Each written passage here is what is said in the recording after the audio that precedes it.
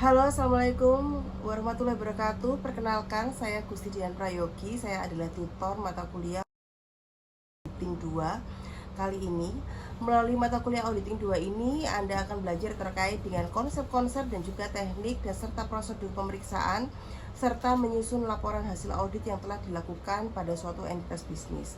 Nah, tutor ini akan berlangsung selama 8 minggu dan kami harap Anda akan selalu aktif dalam setiap dalam mengakses tuton dan mengerjakan serta mengupload tugas 1 pada minggu ketiga, tugas 2 pada minggu kelima, serta tugas 3 pada minggu ketujuh.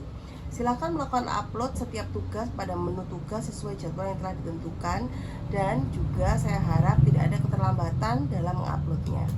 Baik teman-teman, begitu saja perkenalan dari saya. Terima kasih, semoga Anda semua dapat belajar dengan baik. Wassalamualaikum warahmatullahi wabarakatuh. Salam tutor.